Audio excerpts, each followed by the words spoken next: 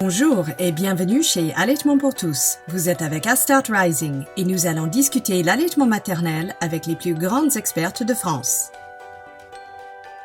Cette production et toute production d'Allaitement pour tous sont conformes au Code international de commercialisation des substituts de lait maternel. Allaitement pour tous a pour politique d'accepter ni fonds, ni publicité, ni soutien quelconque, quel qu'il soit, issu de l'industrie de l'alimentation infantile et ses accessoires, conformes au Code international.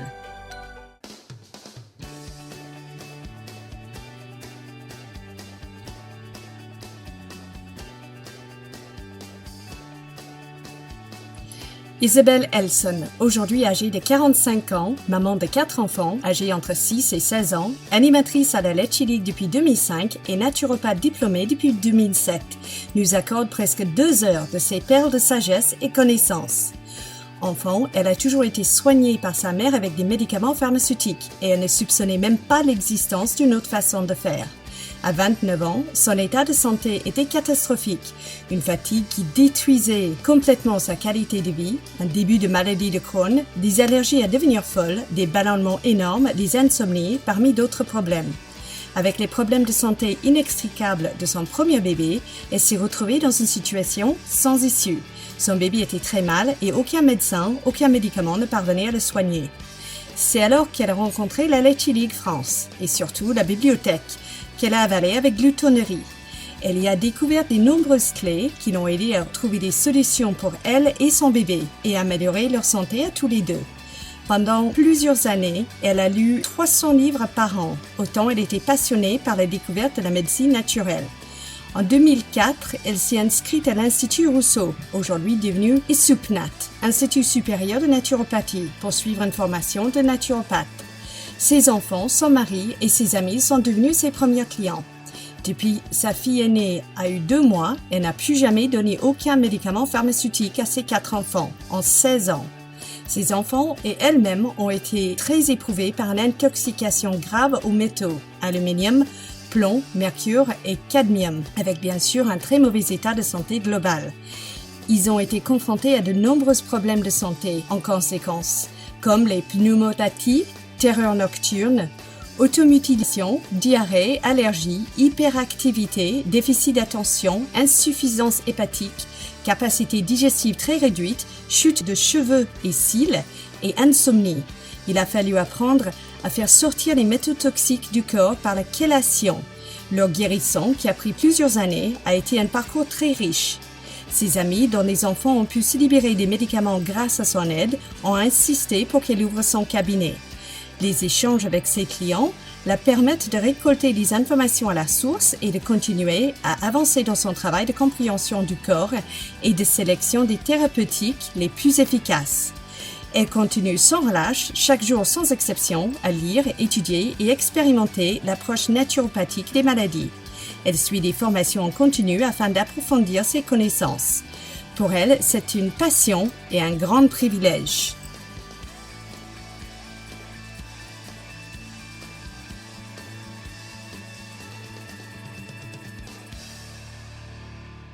Bonjour Isabelle, merci beaucoup d'être parmi nous aujourd'hui.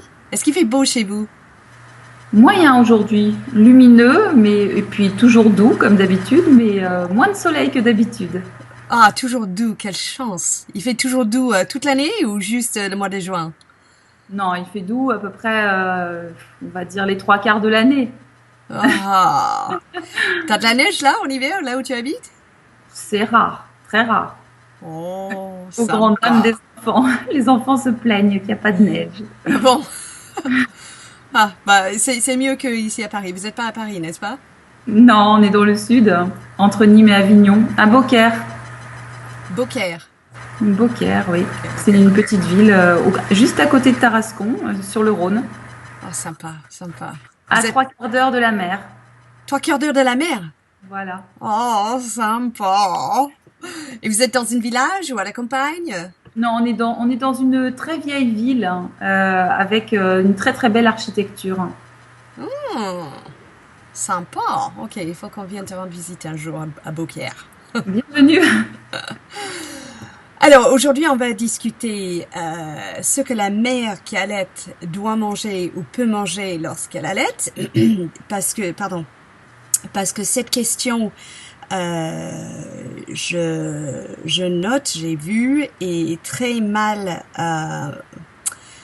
couverte chez pas mal de naturopathes et micronutritionnistes. Plusieurs fois, quand j'ai annoncé que j'allaitais mon enfant de 3-4 ans, le micronutritionniste m'avait dit «Oh, mais est-ce que c'est sain, ça?» Alors je dis vous êtes pas au courant des données peut-être. Et puis un autre avait dit ah, ça c'est bien, mais à condition que le régime de la mère est vraiment très sain. Je l'ai regardé et je dis mais vous n'avez rien lu sur le sujet? Elle m'a dit bah on apprend ça dans les cours de micronutrition. Et j'ai dit ouh, ok, donc vous n'êtes pas du tout conscient de la réalité là. Et après avoir discuté brièvement avec certaines écoles de naturopathie qui maintenaient le même discours, à condition que je me suis dit, ok, je pense que vraiment il faut quelqu'un qui est très connaisseuse de la question, qui explique clairement ce que c'est les données concernant la nutrition de la mère qui allaite. Et la personne auquel je pensais en première était toi, bien sûr. Et heureusement, tu es d'accord pour discuter de ça aujourd'hui. Merci beaucoup. Donc, première question générale, qu'est-ce qu'on doit, entre guillemets, doit manger quand on est une mère qui allaite? Les recommandations sont les mêmes que pour la population générale, c'est-à-dire évidemment beaucoup de fruits et légumes frais, préférer les céréales complètes aux céréales raffinées, manger des poissons, des petits poissons des mers froides pour les oméga 3, consommer des huiles de première pression à froid biologiques, éviter bien sûr tout ce qui est viennoiserie, charcuterie, repas cuisinés qui sont très riches en mauvaise graisse, tout ce qui peut contenir des pesticides, donc manger des fruits et légumes bio si possible, éviter les contenants en aluminium et puis en plastique qui permettent à des ions de migrer dans la nourriture. Donc voilà, l'alimentation de la femme enceinte n'est pas profondément différente de celle de la population générale. Les conseils sont les mêmes. Oui. Ces conseils sont les conseils des PNS, de HAS, officiels, de l'OMS. D'où viennent ces conseils, ces recommandations? Tu veux dire pour la mère allaitante? Oui. Pour la mère allaitante, ce sont les recommandations de la Leche League à travers les dossiers d'allaitement. Ok. Et en ce qui concerne l'État? L'État PNS, HAS, l'ex-AFSAPS, que sont les recommandations officielles de l'État concernant l'alimentation de la mère qui allaite? Moi, ce qui m'intéresse, c'est précisément trouver sur le fond, trouver la réponse à la question de fond, que doit manger la femme qui allaite. Savoir les positions des uns et des autres, j'ai pas cherché à le savoir en fait. Ok. Ouais. Donc, en fait, au lieu de chercher chez les médecins et les pharmacistes qui n'ont zéro formation en allaitement maternel les questions un peu aléatoires, enfin des réponses un peu aléatoires, il vaut mieux aller chercher les réponses chez les experts en allaitement, à la Leche League, c'est ça? Oui, pour moi, c'est tout à fait une évidence. De toute façon, d'une manière générale, en tant que naturopathe, je suis pas sectaire. Je prends toutes les sources d'informations à condition qu'elles soient intéressantes. Mais je ne m'amuse pas à aller chercher pour chaque sujet la position des uns et des autres, qui est très souvent, malheureusement, très peu scientifique et très peu fondée. Donc, c'est une perte de temps inutile. C'est ça, oui, très peu scientifique. Oui. En parlant de très peu scientifique, on entend souvent des conseils, disons, qui viennent de certains professionnels de santé, qui ne sont pas basés du tout sur la recherche ou des preuves scientifiques, mais souvent sur leur formation Nestlé Nutrition, qui sont obligatoires afin d'avoir le crédit pour avoir leur diplôme de pédiatre, par exemple, ou une pharmaciste l'autre jour. Quand on parlait de le code international, vous savez, l'interdiction de faire la promotion des laits de substituts, elle a dit, mais enfin, c'est un choix. Donc, information fondée sur la science et recherche chez les personnes qui n'ont pas de formation à l'allaitement maternel, ça va être un peu limité. Vous avez raison. Tout à fait raison. Clairement, souvent on se demande, les informations sont tellement surprenantes parfois qu'on se demande même où ils sont allés les chercher. On se demande qui peut diffuser des informations aussi inexactes. Moi, je m'amuse pas à faire une enquête à chaque fois. Hein. Non, quand on voit qu'il y a une promotion des X produits ou un produit commercialisé qui a privilégié au-dessus de la cuisine de la mère, par exemple, de la maman, là, c'est évident d'où viennent ces conseils ou recommandations. Mais ce qui m'avait frappé le plus était cette histoire de naturopathe et micronutrition, parce que je me suis dit, attends, leur formation, ça doit être hyper performante. Ça doit être basé au... Enfin, si un naturopathe...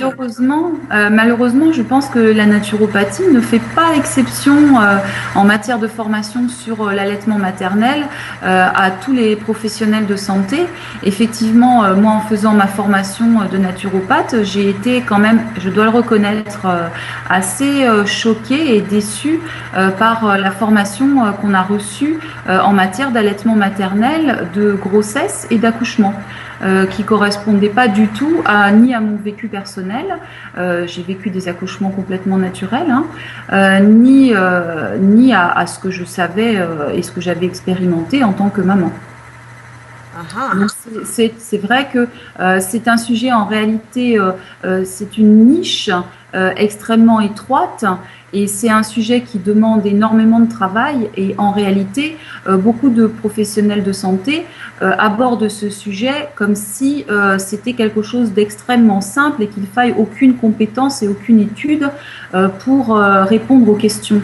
Et en réalité, en creusant, on se rend compte que c'est un sujet très compliqué et qu'il est nécessaire d'avoir beaucoup d'expérience, au contraire, et beaucoup d'études très sérieuses comme celles que nous avons dans notre banque de données à la Leche League pour pouvoir répondre de manière précise et réaliste à toutes ces questions. Mais alors, si une école de naturopathie propose ce module alimentation de la mère qui allaite, on aura présumé qu'ils ont fait de la recherche avant de créer le module. On nous a pas proposé ce module-là. On a eu un module global sur la grossesse et l'accouchement et l'allaitement. Voilà. Donc, tout dans le même paquet, ok. Voilà. C'était un module qui prenait 2 journées entières, du matin jusqu'au soir, ou 3 même, peut-être, je ne sais plus. Mais on n'a pas creusé vraiment le sujet de façon très, très précise. Voilà. Okay. 3 jours pour parler de tous ces sujets, c'est extrêmement peu. Oui, je suis d'accord. Ah oui, c'est sûr. Extrêmement insuffisant, et donc on n'a pas été creusé très très loin, ça c'est sûr. Mais c'est déjà beaucoup par rapport à la formation que reçoivent d'autres professionnels de santé. J'ai pu moi-même, lors de ce séminaire, faire une présentation sur l'allaitement maternel,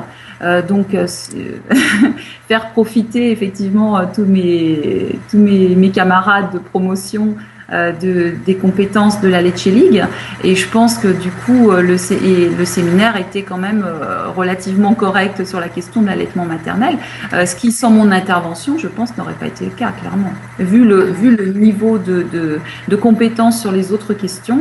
Oui, mais il faut dire aussi, il faut être honnête, il faut dire aussi qu'à la Leche League, on est très exigeant sur le sujet.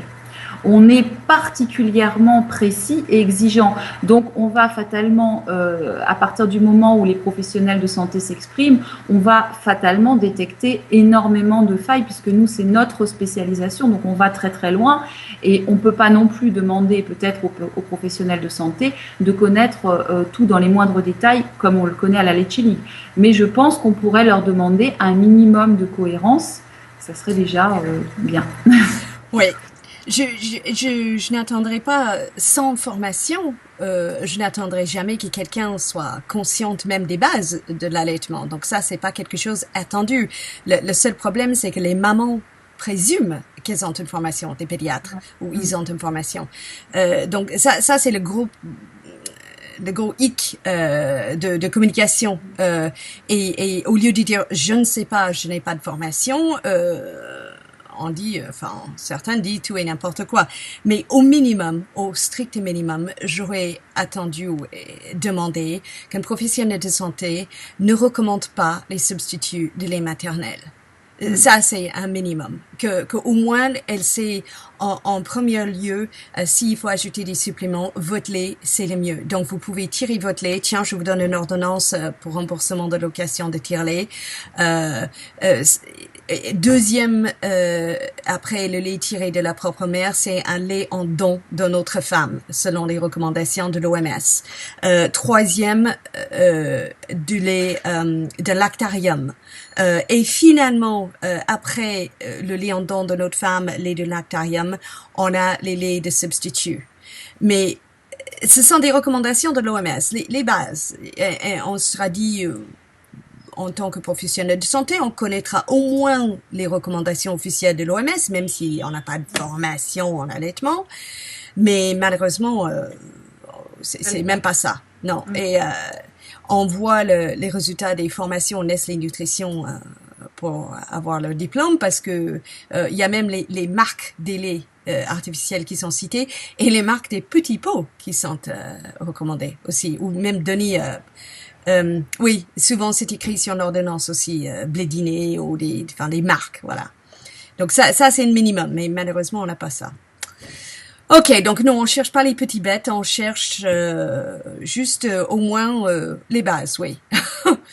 Ok, donc en gros, les recommandations pour une mère qui allaite ne sont pas différentes des recommandations de nutrition, alimentation pour une mère qui n'allaite pas. Oui, que certains produits ne sont bons pour personne, et donc pas plus pour la mère allaitante que pour la population générale. Il s'agit notamment des produits laitiers, surtout consommés en trop grande quantité. 3 produits laitiers par jour, c'est beaucoup trop pour l'organisme humain. Ah bon? Pourtant, c'est la recommandation officielle de PNS. Ouais, mais oui, bah là ça pose problème, hein. Franchement, ça pose problème, puisque ça ne correspond pas du tout à tout ce qui a été mis en évidence par les études scientifiques, et puis qui est tout simplement du vécu. C'est empirique, c'est-à-dire qu'on voit très nettement une amélioration de l'état de santé des gens quand on diminue la consommation de produits laitiers. Donc, les produits laitiers contiennent des protéines qui sont très grosses, qui sont pas faites pour nos enzymes, qui ne sont pas capables de les digérer complètement. Elles contiennent du lactose qui n'est pas non plus adapté à nos capacités digestives et en trop grande quantité. Elles contiennent surtout des facteurs de croissance qui sont cancérigènes. On reconnaît maintenant la cancérogénicité de ces produits, de ces facteurs de croissance, notamment au niveau du sein, de l'utérus et de la prostate. Donc voilà, on ne peut pas dire que les produits laitiers soient des produits recommandables, pas plus pour la population générale que pour la mère qui allaite. Même chose pour les produits contenant du gluten. On sait que le gluten favorise la porosité intestinale, que cette porosité intestinale est à l'origine de la dégradation de la santé, même si c'est quelque chose qui est absolument invisible pendant longtemps au départ. Certaines personnes en plus sont allergiques, mais même sans parler des personnes qui sont allergiques ou intolérantes, c'est tout simplement des produits qui sont destructeurs pour la muqueuse intestinale. Donc, éviter ces produits-là, diminuer les quantités. Évidemment, après, tous les produits qu'on sait, les produits contenant les boissons sucrées, les viennoiseries, la charcuterie, les plats cuisinés, bon, voilà, tout ce que tout le monde sait n'est pas meilleur pour la femme allaitante que pour le reste de la population. Quand tu dis les plats cuisiniers, tu veux dire les plats cuisiniers préparés, pré-préparés? Oui, voilà, les plats préparés qu'on achète tout prêt en magasin. Voilà. Ouais. Qui contiennent évidemment, il faut être logique, l'objectif du producteur, c'est pas la qualité nutritionnelle de la mère allaitante ni même de la population générale, c'est le bénéfice. Donc, les nutriments qui sont les composants de ces produits-là sont évidemment les moins chers possibles.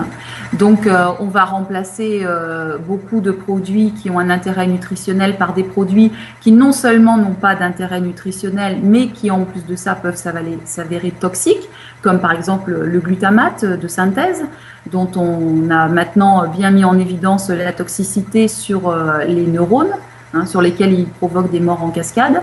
Voilà, donc ces produits-là contiennent beaucoup de graisses saturées en plus de ça, qui sont source de problèmes cardiovasculaires, d'obésité et d'énormément de problèmes divers et variés. Voilà. Mais cette histoire de glutamate, moi j'ai cru comprendre que ça fait environ 10 ans qu'on met plus de... Ah non, peut-être je parle de... Non, c'est peut-être monosodium glutamate. Ça, c'est la même chose ou pas? Monosodium glutamate. Oui. En fait, le glutamate apparaît dans les compositions des produits, si mes souvenirs sont bons, sous 9 dénominations différentes, dont certaines dénominations ne contiennent pas le mot glutamate. Donc, il faut être un averti pour pouvoir déceler le glutamate dans les produits. Je ne suis pas au courant de la législation en vigueur actuellement. Je sais qu'il y a encore quelques années, le glutamate était autorisé dans tous les produits, y compris les petits pots pour bébés, en quantité non limitée en France. En France, les quantités n'étaient pas limitées. Je ne peux pas dire que ça, je peux pas affirmer que ce soit encore le cas aujourd'hui, mais ça l'était il y a encore quelques années. Ok. Parce que les mamans, certaines mamans me disent que X pédiatres, les uns et les autres, recommandent les petits pots. Ils disent non, pas de cuisine de la maman, parce que les bébés ont un système digestif immature, qui est vrai. Et donc, les petits pots contiennent des enzymes spéciales qui facilitent la digestion. Donc, il faut X marques de petits pots et surtout pas la cuisine de maman. Et certaines femmes le croient. Ça vient de la bouche d'un pédiatre qui a été formé chez Nestlé, mais bon, comme tous les pédiatres, mais... comment combattre ça? C'est totalement fantaisiste, totalement fantaisiste. D'abord, la plupart des ostéopathes sont conscients que les petits pots ne sont pas favorables au développement de l'ossature et de la musculature de la face, surtout quand les bébés n'ont pas été allaités et n'ont pas pu bénéficier du mouvement de succion qui développe la face, tous les organes de la face. Le contenu, il est évident qu'il peut être que moins bon que le contenu du panier de la ménagère, puisqu'il s'agit de conserve. Il faut en être conscient. Donc, une conserve, c'est un produit mort. Voilà, c'est un produit par nature très, très peu intéressant au plan nutritionnel. Il est évident qu'il vaut mieux, si on veut absolument faire des purées à son enfant, il vaut mieux, c'est très simple, on prend une casserole, on prend un peu d'eau, on prend une patate, on prend une carotte, on prend un autre légume, un morceau de navet, et puis on fait cuire pendant quelques minutes, et puis on mixe, et c'est prêt. C'est quand même, c'est pas très compliqué. C'est quand même bien meilleur pour la santé que n'importe quel petit pot de n'importe quel producteur de... Ouais. Comment il s'appelle? Non, il avait fait un super livre. Montignac, c'est ça, Montignac. Oui. Donc, maigrir avec Montignac, c'est très bien. Et il y avait un chapitre où il touchait la composition des petits pots. Et il disait la vérité, il dit regarde ce petit pot de soi-disant courgettes, dedans, premier ingrédient, amidon. Et ah oui, ils cassent le truc complètement, mais il faut avoir lu les livres pour le savoir. Mm. Alors, combien de mamans lisent ce genre de livres? Elles écoutent leur pédiatre. Eh oui. Ah, Qui lui ne ça lit pas les... fait peur. Pardon? Qui lui-même ne lit pas les livres, le pédiatre. Ah oui, oui, oui, Pédiatre, moi, si les mamans ne lisent pas les livres, le pédiatre, lui, il devrait les lire. oui, Comme son travail. oui. Mais non. Bon, au moins pour... je sais parce que je connais une pédiatre qui a fini sa formation récemment et elle avait dit que, bon, il n'y a rien sur l'allaitement maternel. En revanche, il y avait ce crédit obligatoire pour l'alimentation infantile. Nestlé Nutrition. Et j'ai dit, est-ce que, tu vois, est-ce qu'il n'y a pas des livres vous êtes censé lire? Non, rien, aucune. Donc, en ce qui concerne les livres, je pense que l'alimentation infantile se repose uniquement sur ce que les représentants de Nestlé et les professeurs qui travaillent avec Nestlé le disent ce jour-là. Et ça va être, évidemment, ça va être les qualités de leurs aliments dans leur petit pot, comme... Mais d'où elle a pu sortir cette histoire des enzymes spéciales qui permet une digestion correcte? Est-ce que Nestlé n'a pas pu enseigner une chose pareille? Enfin, c'est carrément mensongère. Mystère. Ok, c'est peut-être une conclusion que les pédiatres avaient tirée, peut-être. Bon, je voulais te poser une autre question. Ok. Quand une mère allaite, on parle d'oméga 3. Est-ce qu'il y a une raison particulière qu'on parle d'oméga 3 quand on allaite ou est-ce que les besoins ne changent absolument pas? Alors, en fait, les oméga 3 sont extrêmement importants pour les bébés, pour le cerveau notamment, et pour surtout les muqueuses, et pour toutes les cellules du corps d'ailleurs, mais certaines cellules en ont plus besoin que d'autres. Il s'agit du cerveau et des muqueuses. Donc la muqueuse digestive, évidemment, entre autres. Et donc ces oméga 3 sont présents dans le lait maternel en quantité variable selon l'alimentation de la mère. La plupart des composants du lait maternel sont présents en quantité fixe, quelle que soit l'alimentation de la mère. Mais ce n'est pas le cas pour ces oméga 3, ces fameux oméga 3, qui dépendent de la consommation maternelle. Donc, c'est une raison, effectivement, d'insister pour que la maman consomme des oméga 3 de façon à pouvoir apporter à son enfant ces acides gras à très longue chaîne qui vont avoir un impact déterminant sur la construction du cerveau de l'enfant et qui font la supériorité du lait maternel, enfin une des supériorités du lait maternel sur les laits artificiels, évidemment. Okay. Alors, les oméga 3 proviennent on peut les trouver dans les huiles de première pression à froid biologiques. Très important de consommer des huiles biologiques, parce qu'il faut savoir que les huiles qui ne sont pas biologiques sont montées en température pour pouvoir obtenir plus d'huile. Évidemment, quand on presse des graines de tournesol ou d'une autre plante, si on monte la température, on obtient 2 fois ou 3 fois plus d'huile. Donc, autant de plus. C'est très intéressant financièrement de monter la température. Le problème, c'est qu'en montant la température, on détruit irrémédiablement une partie des composants de ces huiles. Il faut savoir que dans le non-bio, les fabricants sont également autorisés à apporter des molécules de synthèse pour enrichir leurs huiles. Donc, ils ont le droit de rajouter de la vitamine E de synthèse, par exemple, pour faire un beau chiffre sur l'étiquette. Alors que les chartes biologiques n'autorisent pas ce genre d'ineptie. Donc, quand vous achetez une bouteille d'huile de première pression à froid biologique, les vitamines qui sont présentes dans cette huile sont naturellement présentes dans l'huile et sont directement issues de la plante. Voilà. Donc, les huiles qui contiennent des oméga 3, ce sont les huiles, principalement les huiles de colza et les huiles de noix.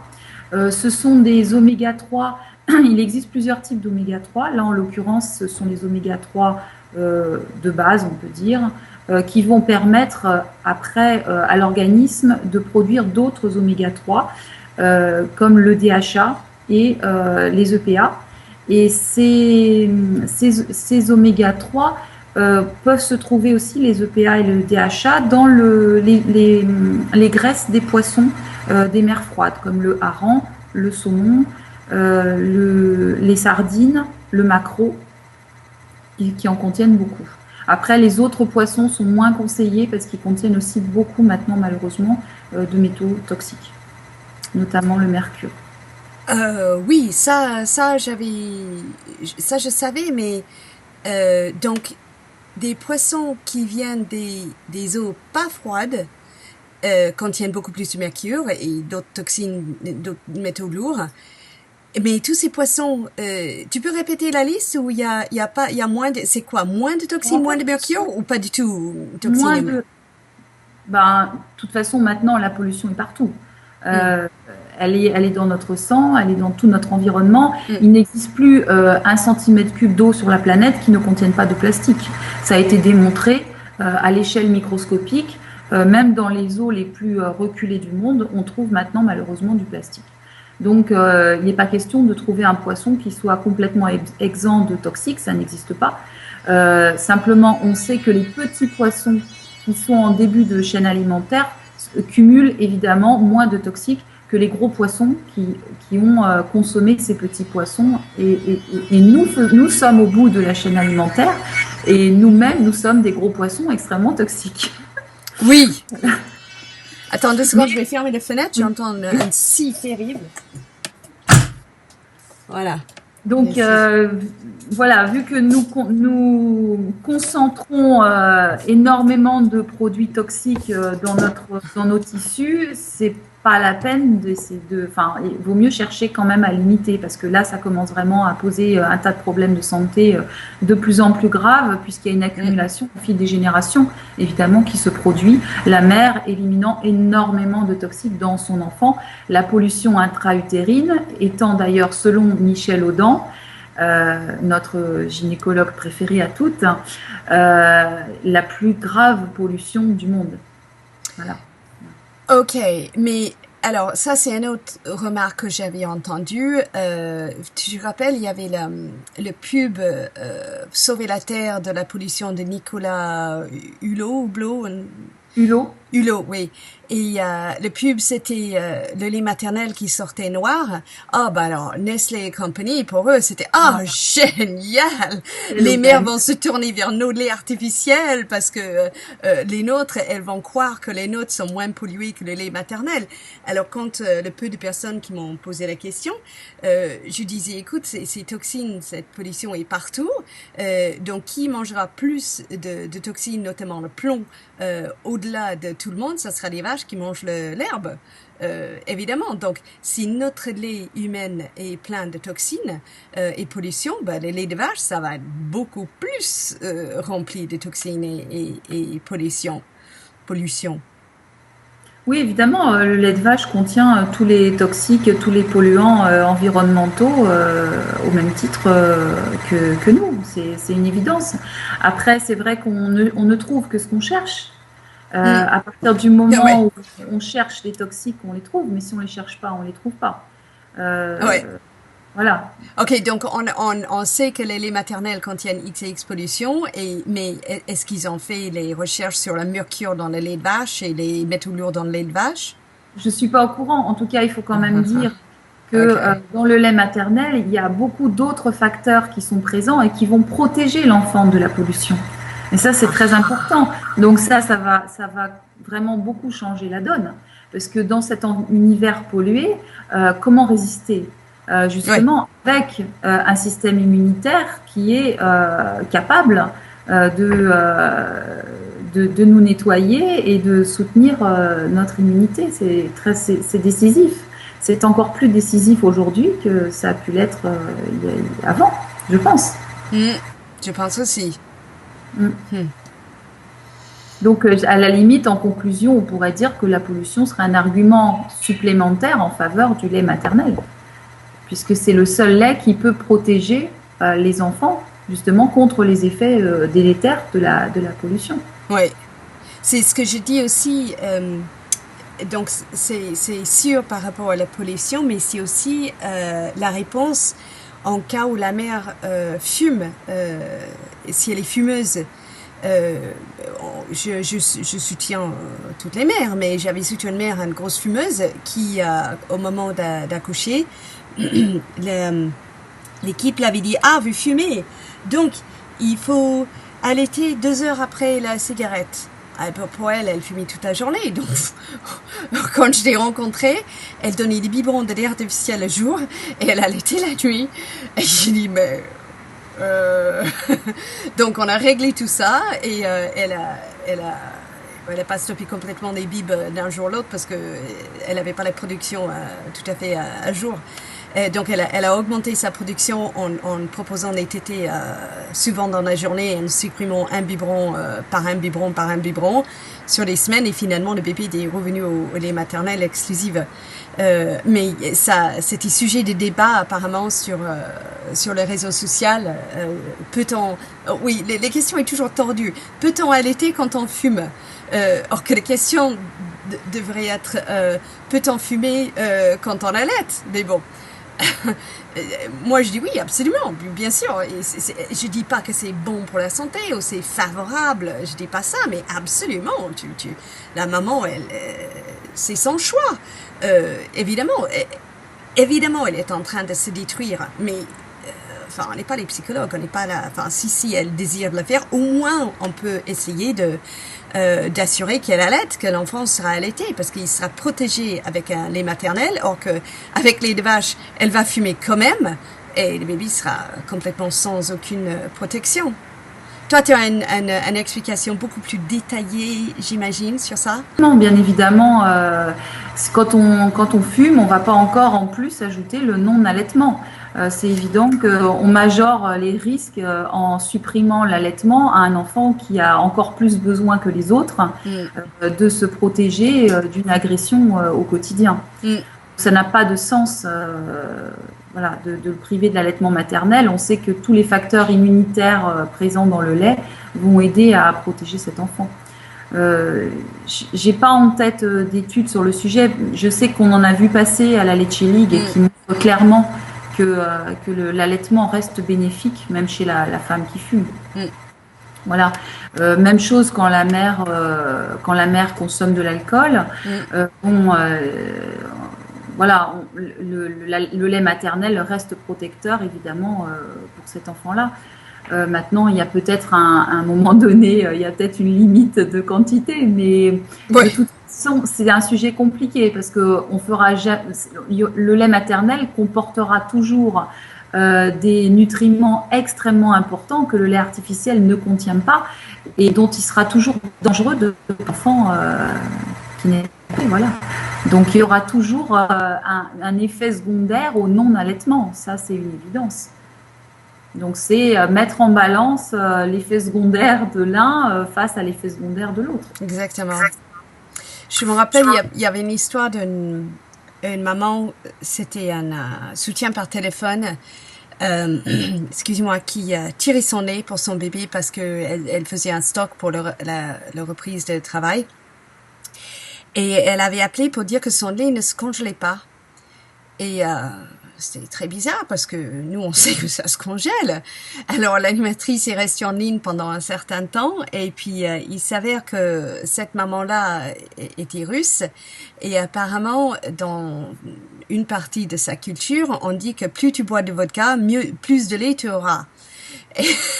Et alors, apparemment, elle buvait des quantités de vodka tellement importantes que son nez ne congelait pas. Tu te souviens pas de ça, cette histoire? Ça date de... Oh, c'était il y a plus de 10 ans. Ouais, donc... On n'a pas fait d'études pour vérifier. Non. Il faudrait trouver d'abord les mères qui soient intéressées par le protocole de l'étude. Ah oui, parce qu'il faut avoir le groupe de contrôle et le groupe... Ah oui, non. Mais ici, on a affaire avec des Françaises et il y a peu de Françaises qui boivent du vodka ou d'autres alcools forts comme ça et très peu qui boivent, au moins très peu qui allaitent, qui boivent des quantités importantes. Parce que comme de toute façon ça sera noté ouais, noté tout de suite dès la grossesse, les mamans qui boivent ou on voit qu'elles boivent sont très étroitement suivies, je pense. Ça sera quand même dommage de dire à une mère, ah, vous buvez, donc il faut pas allaiter. Vous voyez ce que je veux dire? C'est clair. Oh oui, est-ce que tu as toujours en tête un poignet des composants de lait maternel que le lait artificiel ne contient pas? Est-ce que tu dis ça aux mères? Tu dis Une des supériorités du lait maternel, ce sont les oméga 3, donc ces acides gras à très longue chaîne. On a d'ailleurs à la Leche League, il me semble, des études qui montrent que les enfants nourris au lait maternel ont un QI plus élevé à un certain âge, hein, pré-ado ou je ne sais plus à quel âge exactement, mais de mémoire, c'est vers les 10 ans. Oui, exact. Voilà. Entre 8 et 11 ou quelque chose. Voilà, quelque chose comme ça. Donc, on 10 points de plus de QI, c'est à peu près ça, je crois. Et il y avait 8 points au-dessus, voilà. 8 points supérieurs en moyenne. Voilà. Et en fait, moi, je pense que c'est en grande partie, bon, il y a un peu le jeu de tous les composants, évidemment, mais en partie, il y a ces fameux acides gras à très longue chaîne qui sont présents dans le lait maternel et qui ne sont pas présents dans les laits artificiels et qui sont extrêmement importants pour le développement du cerveau des enfants. Donc ça, c'est une supériorité vraiment qui intéresse tout le monde parce qu'on vit dans une société où il faut être très performant. Mais je pense que la supériorité du lait maternel, c'est qu'il est vivant. Et ça sera jamais copiable parce que même en mettant une très bonne soupe de molécules de synthèse, on les rendra jamais vivantes. Donc ça, c'est vraiment une supériorité énorme puisque ça induit une utilisation par le corps et une assimilation qui sont vraiment optimales, qui n'ont rien à voir avec l'assimilation et l'utilisation de molécules de synthèse. Et puis ce côté vivant, c'est aussi l'adaptation du lait maternel aux besoins immunitaires du bébé. On sait que si un bébé attrape, entre guillemets, puisque nous en naturopathie on a une conception un peu différente des choses, mais on va dire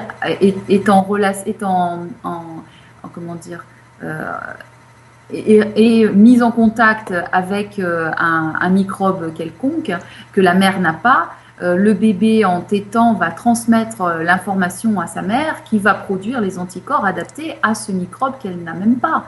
Donc le lait artificiel évidemment est bien loin derrière et ne pourra jamais rattraper. Donc on ne peut pas comparer ce qui est complètement incomparable. Déjà, il y a zéro facteur immunitaire, mais d'autre part, il ne se modifie pas selon le consommateur, selon les besoins du consommateur. Ouais, il n'y a pas d'adaptation selon les besoins du bébé. Voilà. Et même sans l'adaptation, de toute façon, le lait maternel est déjà très supérieur de par la qualité de ses composants, qui n'est pas la même que la qualité de composants chimiques ou d'origine naturelle, puisqu'ils viennent en partie du lait de vache, mais transformés par des processus chimiques et du coup qui sont beaucoup moins adaptés clairement aux besoins de l'enfant. La nature a fait le lait maternel pour le bébé. La nature n'a pas fait les boîtes de lait artificiel pour le bébé. On n'a pas vu d'arbre à boîte de lait artificiel encore sortir.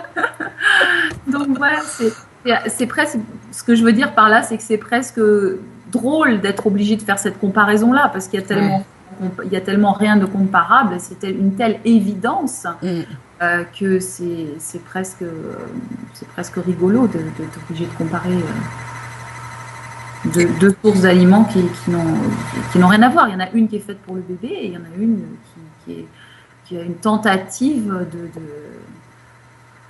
de ressembler vaguement à la première. Voilà.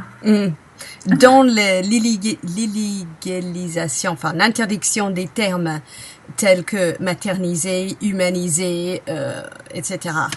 Voilà. Quand on entend encore dans certains, ou on lit dans certains fichiers, venant de professionnels de santé, voilà, qui apparemment sont pas au courant de code international, qui protègent le marketing des substituts de lait maternel, qui emploient toujours ces termes. Voilà. Interdit depuis les années 80, je crois. Le terme maternisé est choquant pour une substance qui est morte. En plus, comment est-ce qu'une substance morte peut être maternisée? Ouais. La mère est vivante et son lait est vivant. Ouais. Alors, le lait artificiel peut-il être plus équilibré pour les bébés que le lait maternel d'une mère carencée? Alors très clairement, même si l'alimentation de la mère est très mauvaise, le lait maternel reste infiniment supérieur au lait artificiel.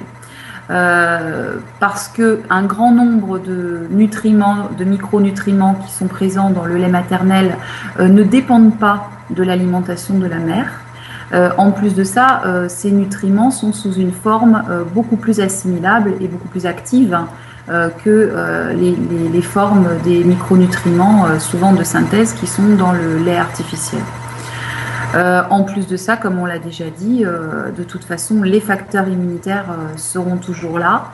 Et ça, c'est déjà une supériorité énorme et ils seront là malgré la mauvaise alimentation de la mère. Je vais juste regarder, je voulais vous dire quelque chose à ce sujet-là.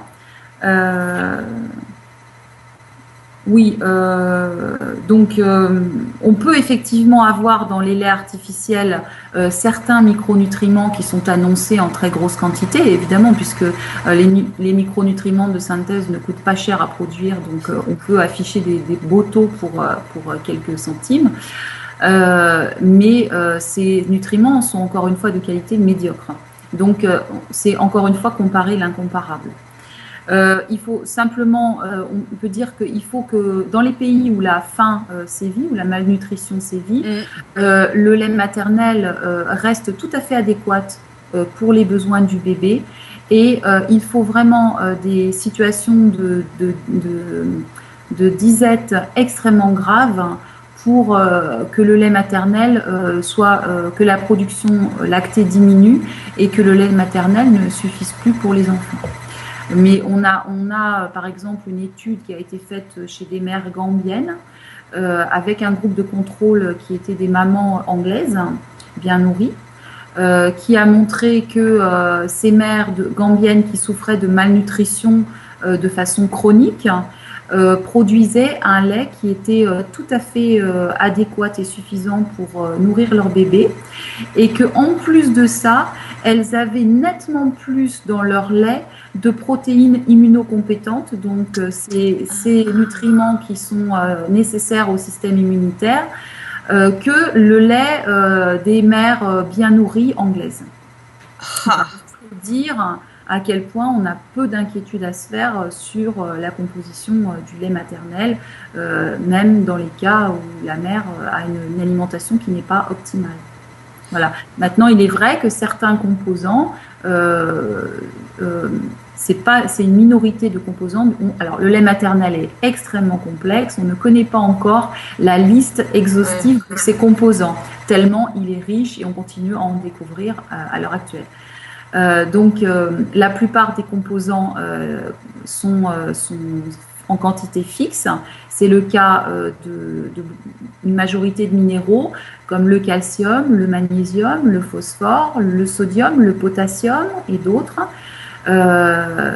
C'est le cas du cholestérol, c'est le cas du lactose, c'est le cas évidemment de toutes les protéines, des protéines en général, pas seulement immunocompétentes, mais des protéines aussi pour les acides aminés qui nourrissent l'enfant.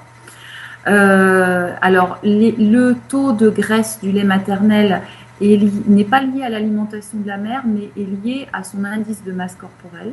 Alors, les proportions sont pas énormes, hein, mais on Ah, sait que l'indice de masse corporelle peut jouer un peu sur les graisses contenues dans le lait maternel.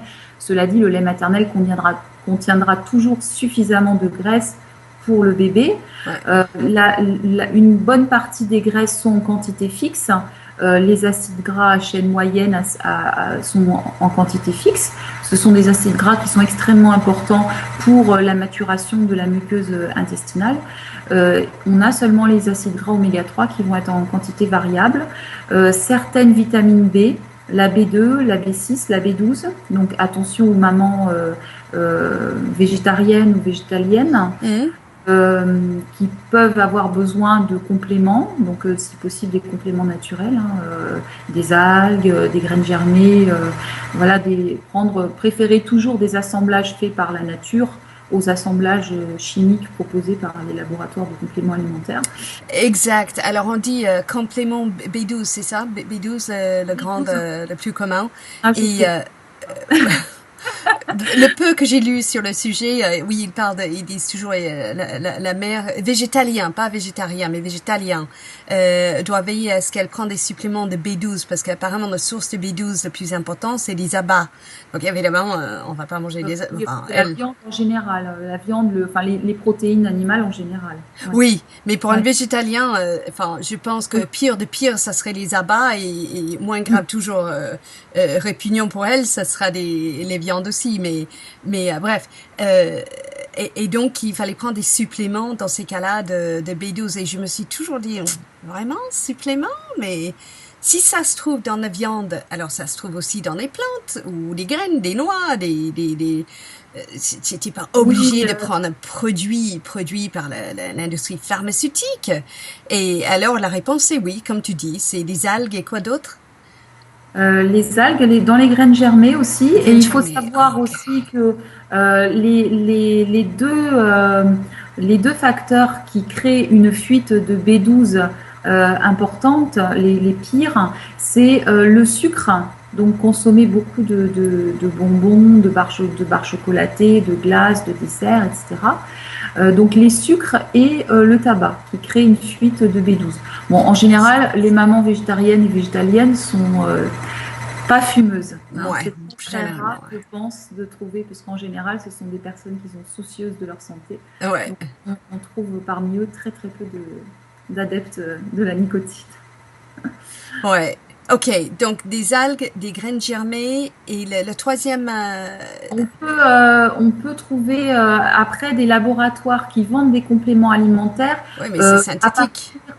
non, à partir de légumes ou de plantes concentrées qu'on a, c'est-à-dire que, Ah, bien sûr, dans les compléments alimentaires, il existe une majorité évidemment de laboratoires qui ouais. utilisent des molécules de synthèse. Ouais. L'objectif est surtout de vendre et de faire de l'argent. Il y a un très petit nombre de laboratoires qui font vraiment des produits de très belle qualité, Mhm. sans aucun excipient, avec des systèmes d'extraction extrêmement coûteux pour préserver les micronutriments naturels. Euh, Ok. Si on cherche, on trouve ces laboratoires-là. Il faut savoir que dans un complément alimentaire, si sur la liste des ingrédients, il n'y a pas marqué la source, c'est que c'est de la synthèse. Donc quand on voit marqué B1, B2, B3, B4, nanana, etc., il n'y a rien marqué derrière, c'est de la synthèse. Si entre parenthèses, on a marqué brocoli ou tournesol, on sait l'origine de la vitamine en question. Voilà. Occasion pour faire de la pub. Est-ce que tu pourrais citer quelques-unes de ces Oui, laboratoires oui. fiables? Alors, il y a plusieurs labos que j'aime beaucoup. Biophénix, j'aime beaucoup le laboratoire Biophénix, qui fait des compléments uniquement extraits à l'eau, sans aucun excipient.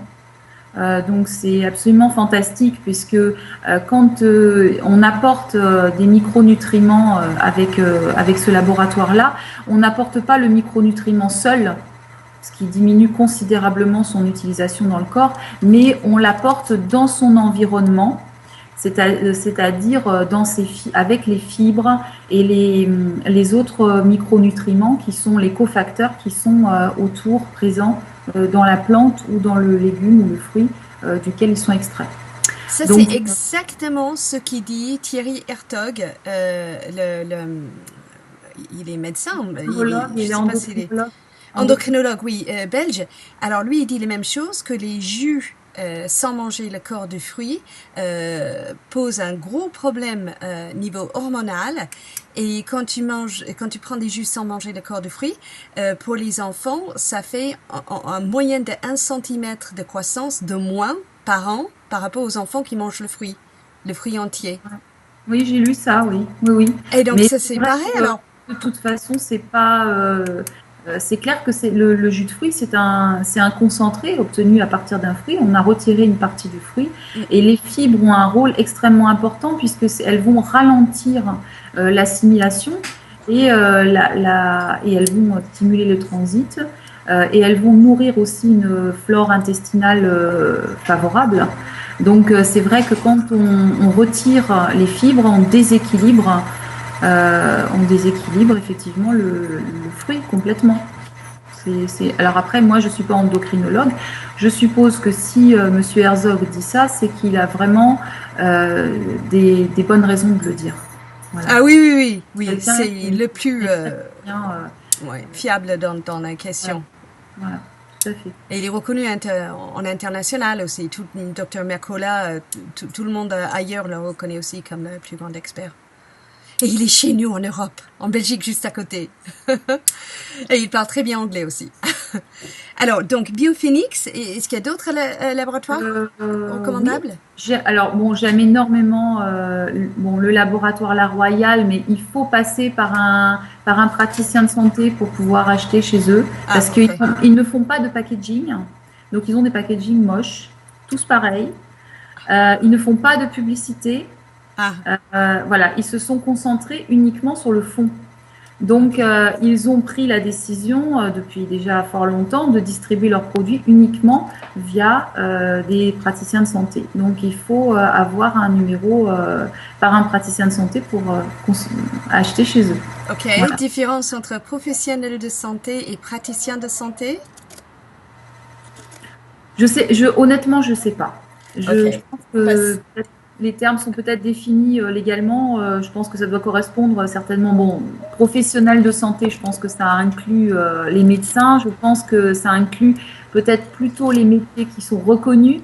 La naturopathie en France n'est pas reconnue. Elle l'est en Allemagne depuis très longtemps.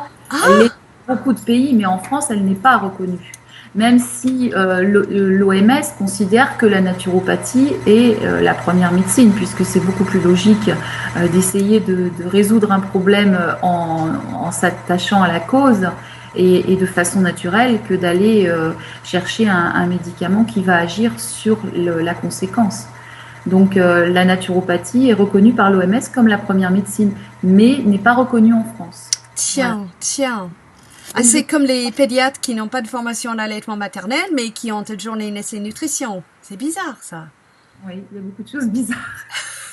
Il y a du ménage à faire. Oui, je crois, oui.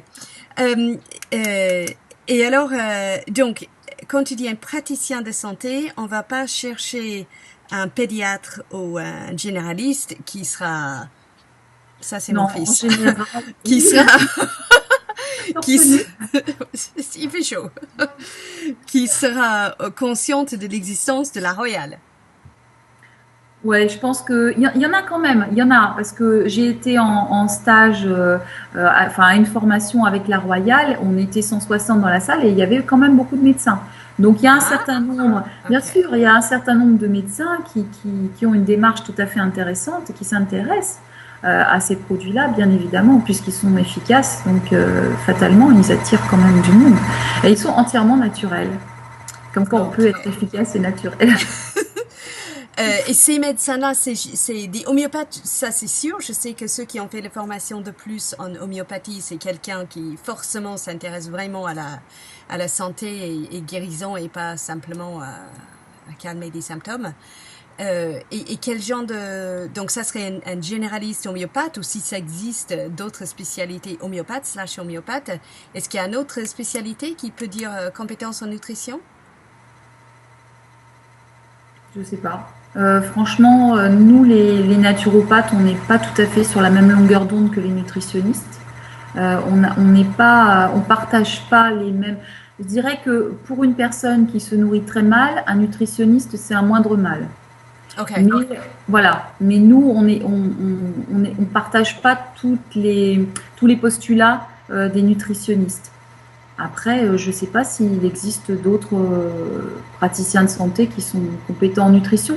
Je pense que n'importe quel praticien de santé alternatif peut se former en nutrition, puisque la nutrition, c'est un sujet qui intéresse énormément tout le monde. Après, le fait que le praticien de santé soit formé en nutrition, c'est pas non plus une garantie totale, parce que ça dépend où il s'est formé. Les nutritionnistes, c'est la vision officielle des choses. Ok. Donc, c'est 3 produits laitiers par jour, voilà, c'est le fruit au dessert, c'est toutes ces choses qui, pour un naturopathe, sont clairement pas les plus positives. Ouais, ok. Et diététicienne, si j'ai bien compris, c'est pareil, c'est pas du tout les mêmes longueurs d'onde que les nutritionnistes. Alors ça, je ne saurais pas dire la différence entre nutritionniste et diététicien. Je pense que les diététiciens et nutritionnistes sont reconnus, contrairement aux naturopathes, et c'est peut-être en partie parce que justement, ils ont, entre guillemets, une idéologie qui est compatible avec la propagande, entre guillemets, de l'État. Ok. Voilà. Ben, je Donc, suis en contact. les naturopathes ont une position un peu dissidente par rapport à ces gens-là. Voilà. Maintenant, selon les naturopathes, on va trouver plus ou moins de souplesse. Après, c'est une question personnelle. Moi, personnellement, j'aime bien discuter avec les gens et puis voir tout simplement avec eux ce qui est possible dans leur vie à eux, sans leur imposer quelque chose qui leur convient pas. Voilà. Et puis, faut pas non plus se compliquer trop la vie. Il faut que la vie soit vivable. Donc, Ouais. on essaie de faire un compromis entre comment dire, une référence dont on sait qu'elle est positive pour la santé. Bon, en tant que naturopathe, personnellement, j'ai fait énormément d'expériences sur ma propre personne, puisque je suis comme les femmes qui allaitent. Je pense que si on veut connaître le sujet, il faut pratiquer sur soi. Donc, je suis mon propre cobaye depuis pas mal d'années, et ma famille avec moi. Donc après, je pense que c'est important que chacun puisse faire ses propres expériences et puis trouver son chemin. Oui, oui. Voilà. Donc, on évite d'énoncer des règles qui sont rigides et valables pour tout le monde. Exactement, oui, intérêt pour tous. Je soutiens une maman qui est diététicienne et elle m'a dit qu'elle dit, quand je parlais de nutritionniste, elle dit, oh non, non, non, c'est rien à voir, c'est rien à voir. Et je dis, quelle est la différence? Alors elle dit, les nutritionnistes sont formés par l'État. Ok, donc ouais, ça. Ah, donc peut-être que les diététiciens sont peut-être plus proches des naturopathes, je saurais pas dire. Mais apparemment, oui, il y a une des deux professions, apparemment, c'est plutôt les nutritionnistes qui sont. D'ailleurs, je crois que dans les hôpitaux, pour suivre les femmes enceintes, c'est plutôt des nutritionnistes. Ah, certainement, oui, oui, à oui. disposition des gens, voilà. Oui, oui. Donc, ça serait plutôt les nutritionnistes qui seraient reconnus et donc qui suivraient les recommandations officielles de l'État. Voilà. Ouais. Je sais ça parce que quand mon premier avait 18 mois, il était hospitalisé pour un problème on avait eu un accident.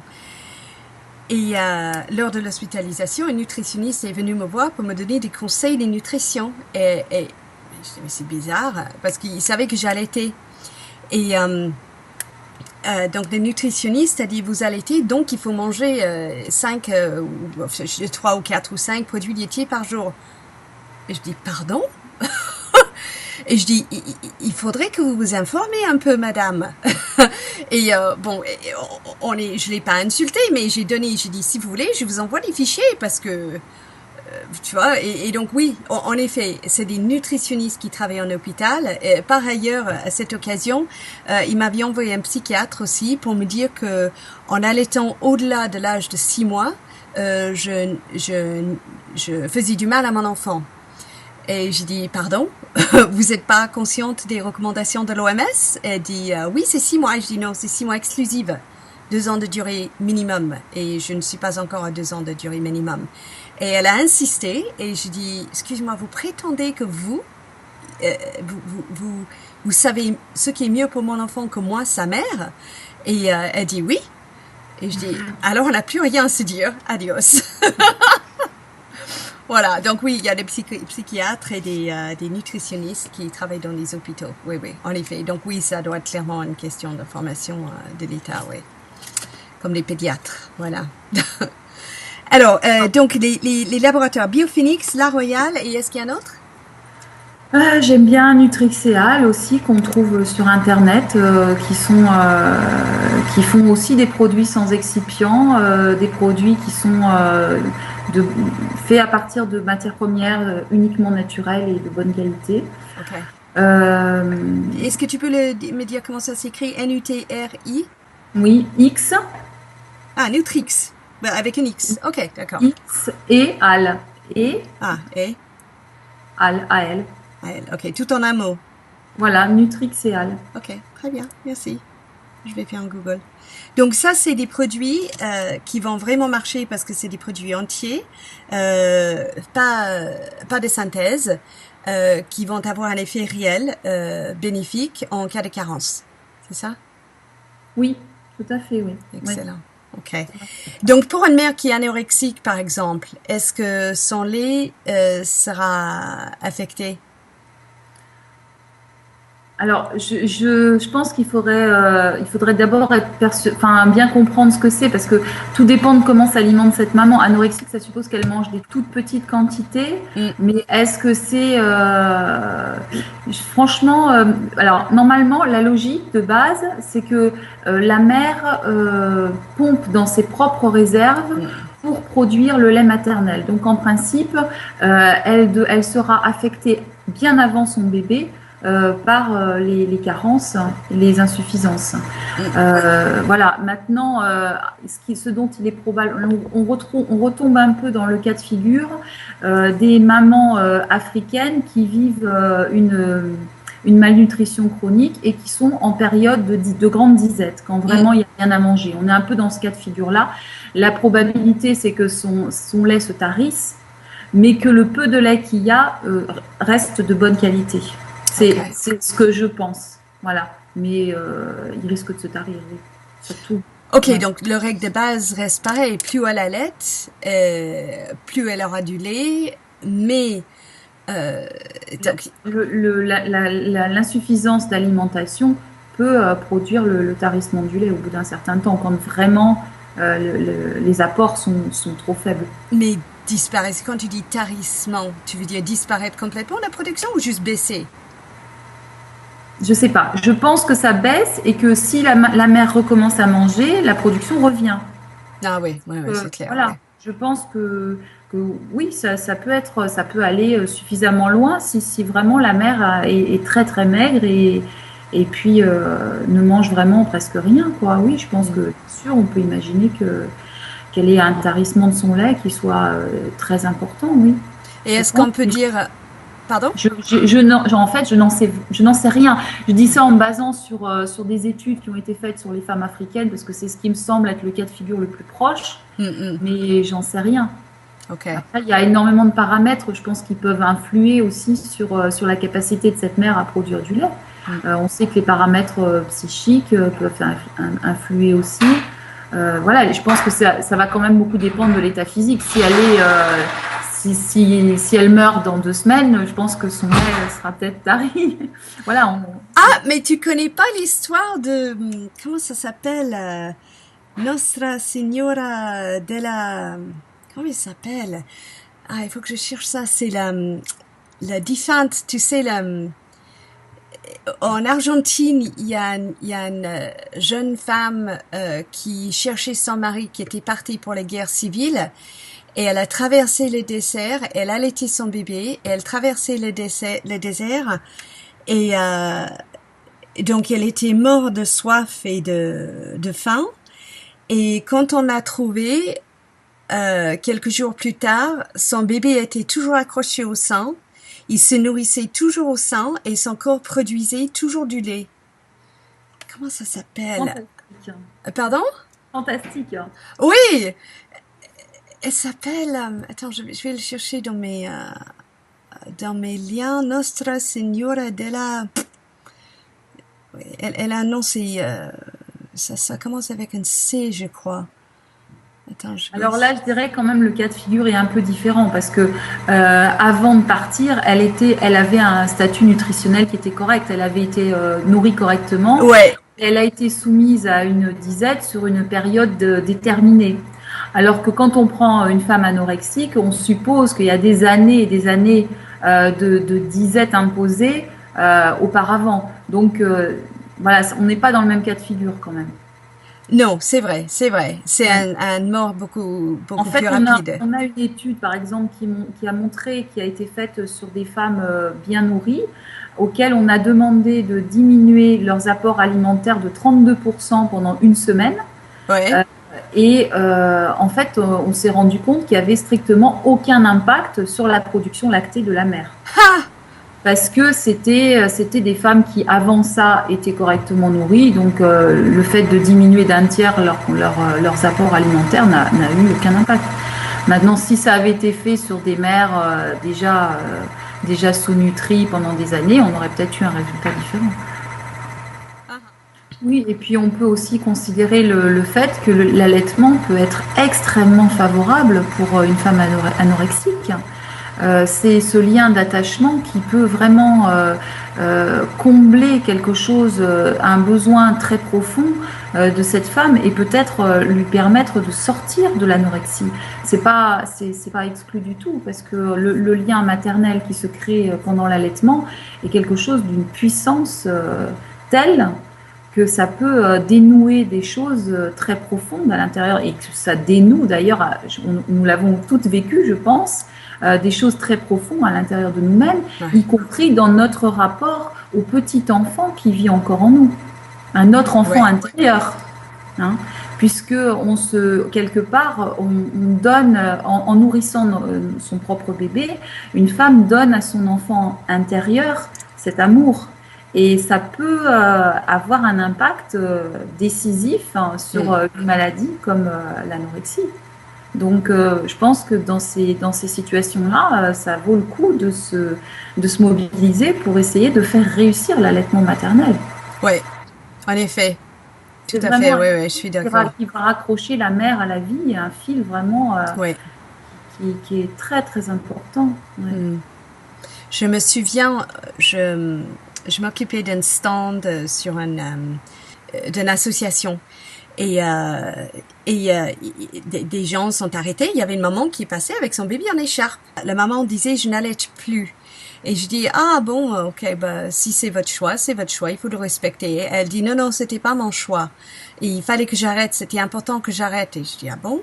Et la dame plus âgée à côté dit, oui, ce n'est pas, allaiter n'est pas approprié. Ce n'est pas approprié dans son cas.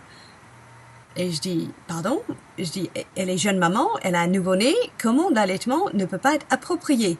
Elle disait, je vous assure, ce n'est pas approprié. Et donc, je me suis tournée vers la jeune femme et je dis, écoutez, si c'était votre choix, il faut le respecter, mais si ce n'était pas votre choix, sachez que vous pouvez relacter à n'importe quel moment. Et elle m'a fait, ah bon? Et je dis oui. Et surtout, si on vous a dit qu'il fallait arrêter d'allaiter pour prise des médicaments, qui est un des mythes les plus communs chez les professionnels de santé, surtout pour ça, il faut pas prendre ça au pied de la lettre. Il faut se renseigner. Et si vous voulez appeler la Laitchi League ou même le CRAT, le site où on a des données sur les médicaments du lait maternel, vous aurez des données correctes et basées sur la recherche et pas simplement à l'avis de quelqu'un qui n'a aucune formation en allaitement maternel. Elle a fait « Ah bon ?» Et la personne plus âgée l'a pris par le bras, elle a dit « Non, pas du tout, ce n'est pas du tout adapté à sa situation. » Bon, elle a embarqué la jeune femme. Je ne sais pas ce qui s'est passé par la suite, mais au moins la jeune femme a eu des informations. Elle savait que si elle voulait relacter, elle pouvait. C'est son choix, mais il faut faire ce choix à partir des connaissances, enfin de savoir les informations correctes. Voilà. Donc Elle n'était pas anorexique, enfin, elle n'avait pas l'air anorexique. Mais si ça avait été son cas, ça aurait été vraiment bénéfique pour elle d'avoir entretenu sa lactation alors. Ah oui, très probablement, oui, je pense. Oui. Et c'est une des choses qui sont très intéressantes pour la mère aussi dans l'allaitement. C'est que l'allaitement fait énormément, quel que soit, on a tous des casseroles, on a tous des Ouais, problèmes à régler. Et l'allaitement aura toujours un impact positif dans l'épanouissement de la femme. ouais, C'est une évidence pour moi. ouais, La ouais. femme est faite pour accoucher, la femme est faite pour porter un enfant, la femme est faite pour allaiter. Et quand elle remplit ses fonctions biologiques, elle s'épanouit. Ouais. C'est quelque chose de tout à fait logique, hein. C'est simple, hein. C'est con, hein, mais c'est comme ça. Voilà. C'est vrai. Alors, question nutrition. Peut-on faire un régime quand on allaite?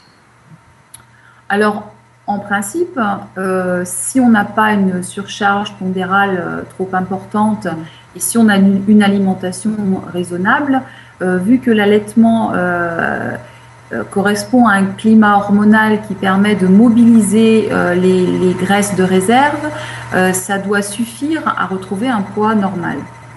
Maintenant, certaines femmes peuvent être amenées à avoir besoin de restreindre davantage leur alimentation.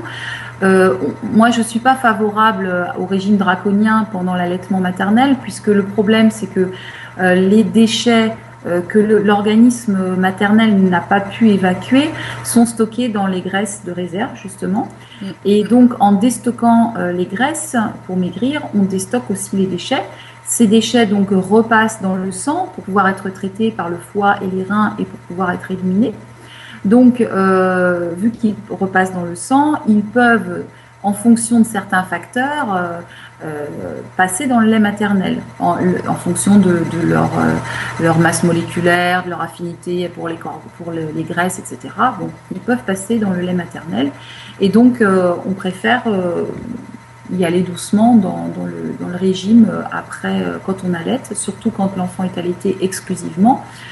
Et moi, je pense qu'il ne faut pas descendre en dessous de 1800 calories par jour. C'est ce qui est conseillé dans les dossiers d'allaitement. Et ça me semble tout à fait correspondre à quelque chose de raisonnable. Voilà. On peut le faire après. Et plus l'enfant grandit et moins il tète souvent, effectivement, et plus le risque de passage dans le lait de produits, de déchets diminue. Ok, donc c'est un peu comme les médicaments. Plus âgé l'enfant, au moins il y a la question à poser. Voilà, exactement. Ouais.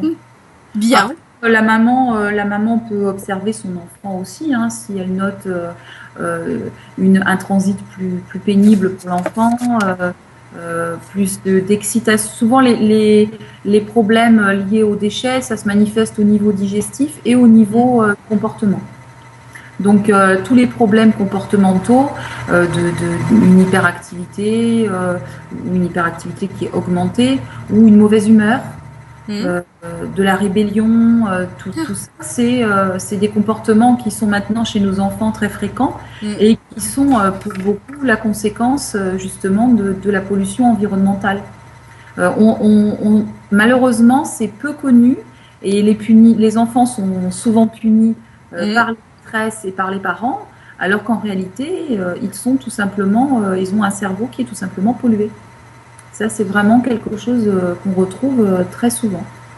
Chez tous les enfants qui ont des problèmes de comportement assez forts, assez graves, de la violence, des névroses importantes, des angoisses, voilà, l'hyperactivité, je disais, les problèmes de concentration, tout ça, c'est vraiment, il faut penser aux problèmes des polluants. Et en général, souvent, ces enfants fréquentent des psys pendant des mois et des mois, Oui. une amélioration, et pour cause, puisque le problème, il n'est pas psychologique, il est physiologique. Mais effectivement, avec des conséquences qui s'observent sur le comportement, ce qui fait qu'on a tendance à penser que c'est psychologique, et pas forcément. Revenons à cette question de plastique dans l'environnement, dans les poissons et les autres aliments.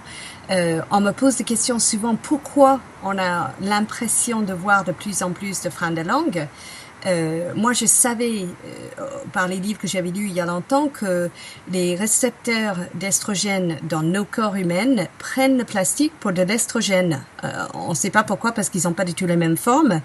Mais c'est comme ça, donc tout plastique qui se balade dans le système, nos récepteurs le prennent pour de l'estrogène et hop, ils le prennent. Donc ça veut dire que toute l'espèce masculine de l'espèce humaine a un taux d'estrogène beaucoup trop élevé. Mais pareillement, chez les femmes, on a un taux d'estrogène beaucoup trop élevé par la norme aussi.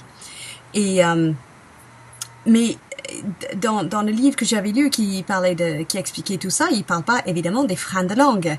Mais comme il y avait une théorie pendant un moment disant que le phénomène de frein de langue est peut-être dû à une non-absorption de vitamine B12 ou carence de B12, je me suis dit, attends, l'être humain consomme pas la viande et les abats tous les jours depuis l'aube de l'homme. C'est un truc de luxe qui est apparu après la Deuxième Guerre mondiale.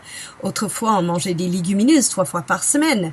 Des gens ordinaires, pas peut-être oui, mais le riches. problème, c'est peut-être un problème d'absorption aussi. Parce que, en fait, la qualité de l'absorption dépend de la qualité de la muqueuse intestinale.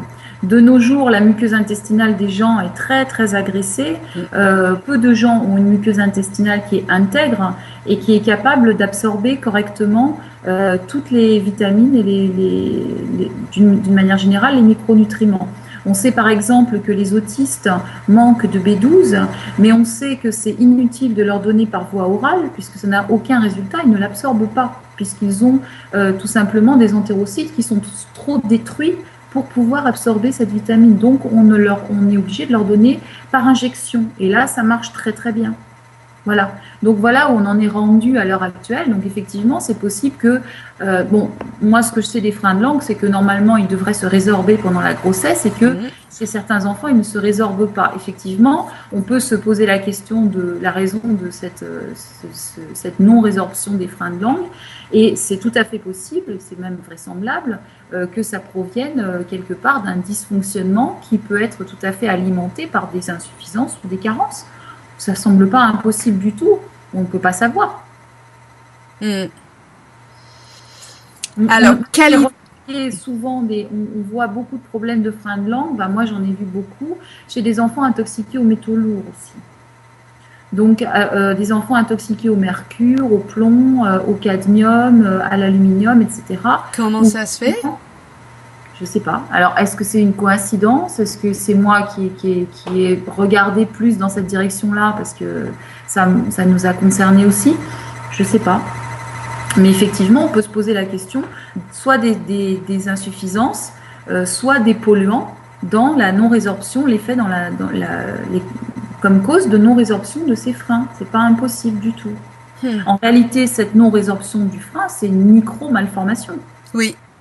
Donc, comme toutes les malformations congénitales, on peut penser que oui, pourquoi ça ne serait pas causé par un problème environnemental ? Ça ne semble pas impossible du tout. Tu parles du lien avec les oestrogènes, toi ?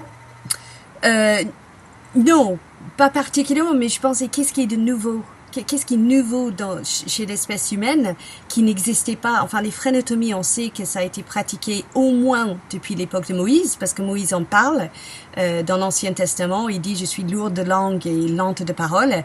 Et puis, il part en séjour avec des SN. Et quand il revient, il dit « Maintenant, je parle comme d'autres hommes ». Et donc, on sait qu'il a pas eu une phrénotomie à la naissance, il a eu avec les SN, ça a été traité. Donc, on sait que le traitement des freins de langue existe depuis au moins l'Ancien Testament. Alors, est-ce qu'il y a un taux plus élevé des freins de langue serrés aujourd'hui ou pas? Ou est-ce que c'est simplement des mamans qui persévèrent, qui n'acceptent plus, qui ont compris la propagande autour des biberons et les artificiels, qui n'acceptent plus qu'un pédiatre leur dise « Ah ben, vous n'avez pas de lait » ou c'est comme ça, il faut souffrir pour allaiter, certaines femmes ne peuvent pas allaiter. Donc, elles se disent non, c'est pas normal ça. Non, il doit avoir une raison. Et elle persévère. Et donc c'est ces moments-là qui persévèrent, qui attirent chez nous qu'on ne voyait pas autrefois. Ou est-ce que vraiment il y a un taux de frein de langue serré en croissance. Alors, si c'est en croissance, qu'est-ce qu'il y a de nouveau dans notre environnement qu'il n'y avait pas avant? Et là, une chose, c'est sûr, c'est plastique. Euh, Autrefois, il y avait les famines, ok, et la qualité de blé d'aujourd'hui s'est tellement dégradée que le gluten est devenu toxique. Ok, ça c'est nouveau, mais c'est relativement nouveau. Je pense que les polluants dans l'environnement datent depuis peu après la Deuxième Guerre mondiale, je pense, non?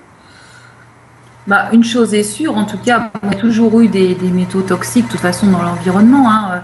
On a pu, il suffit d'avoir travaillé dans une mine d'uranium, je veux dire, pour s'intoxiquer.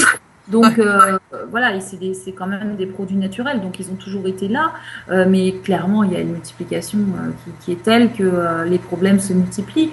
Moi, je pense qu'à l'heure actuelle, on a une dégénération globale de la race humaine.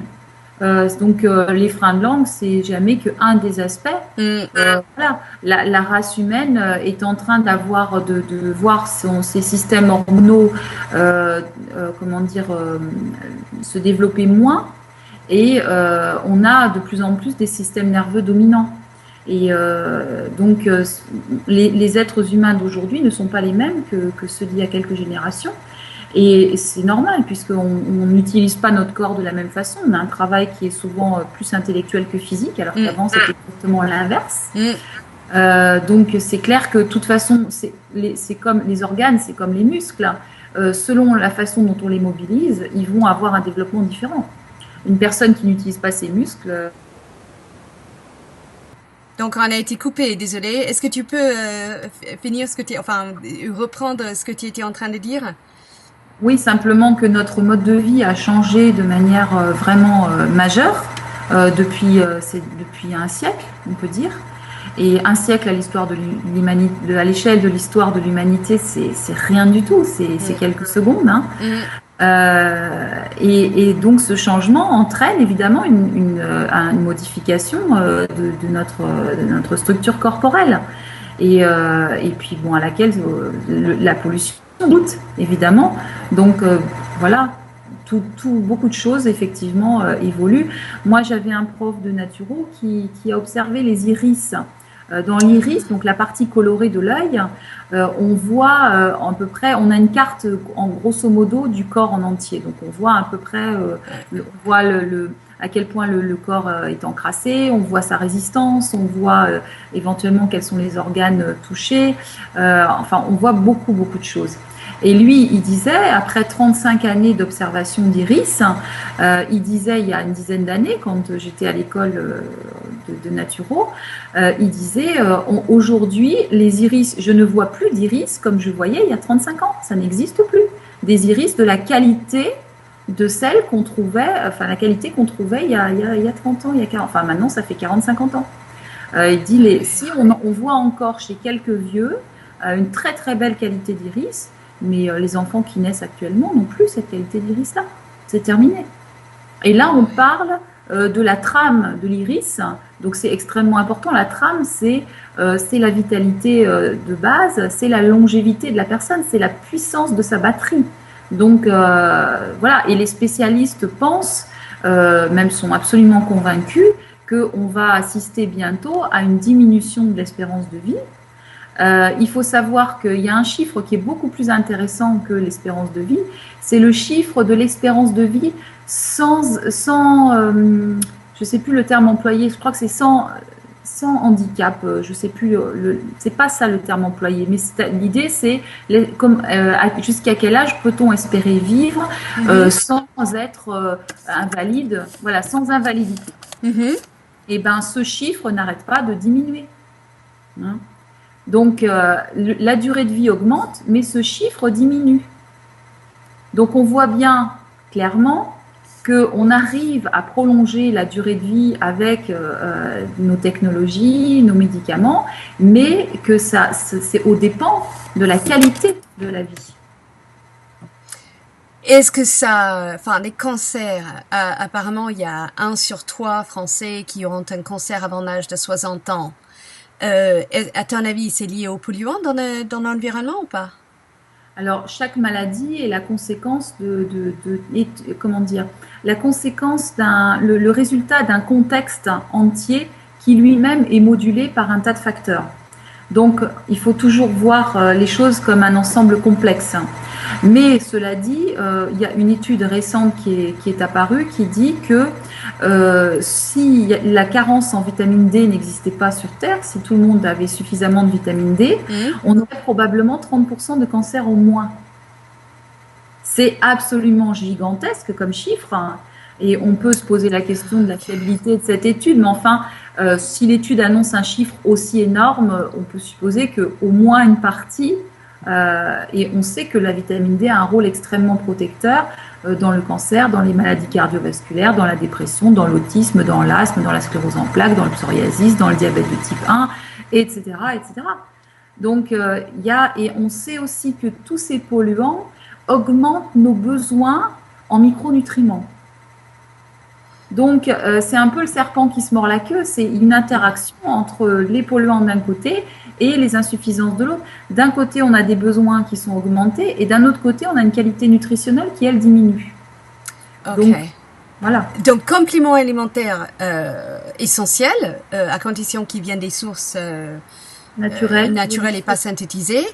La cause, c'est très probablement des toxines dans l'environnement.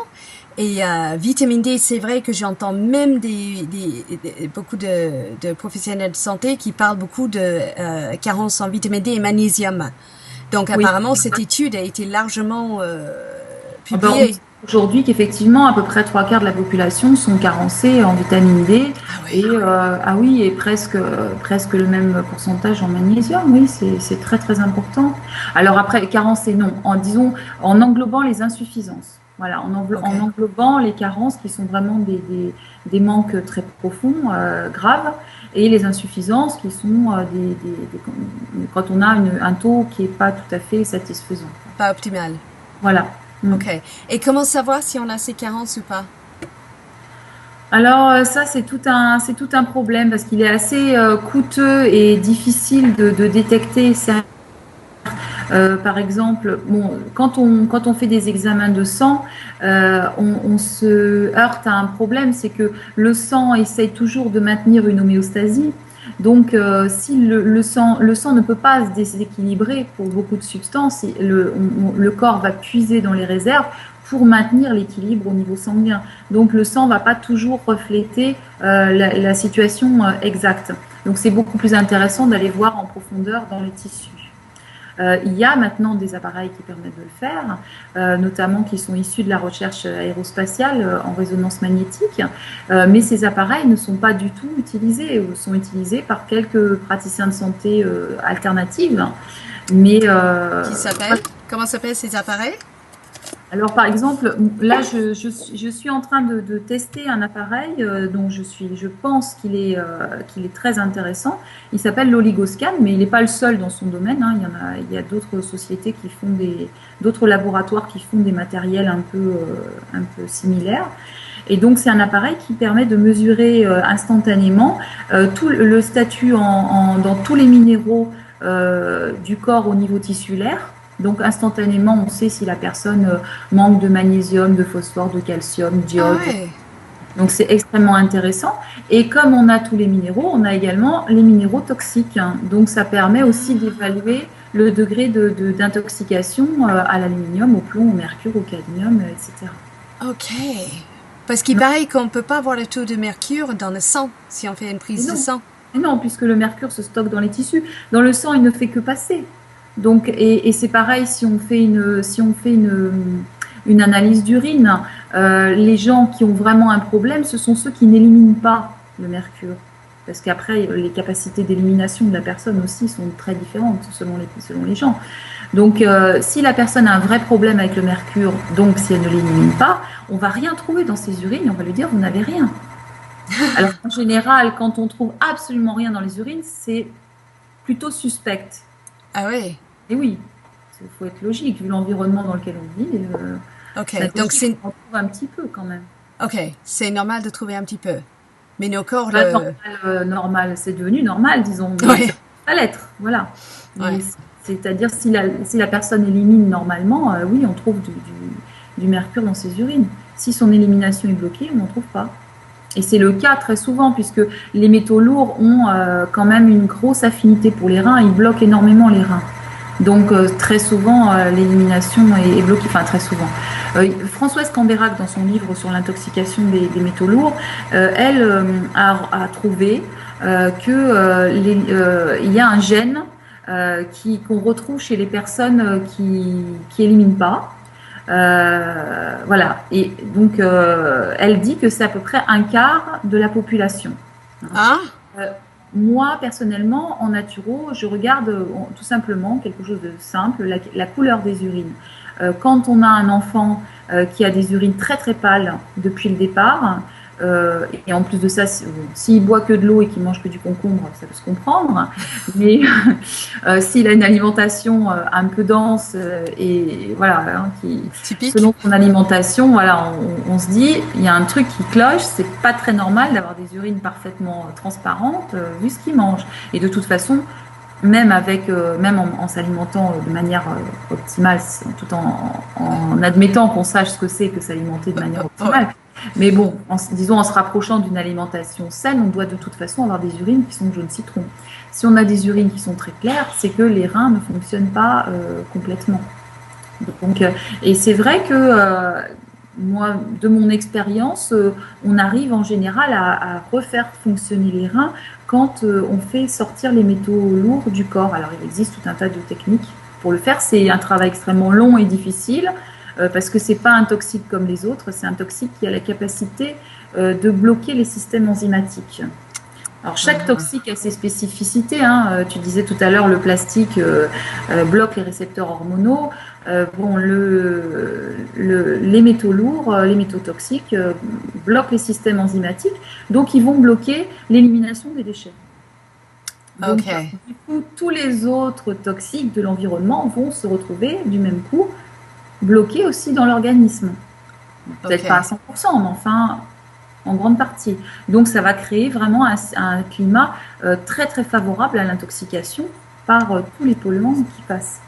Alors si quelqu'un s'aperçoit qu'il a un taux de toxicité dans les tissus et mercure élevé, et tu dis qu'il y a une moyenne de se débarrasser de tous ces toxines et métaux lourds, est-ce que c'est par un régime spécial, particulier? Non.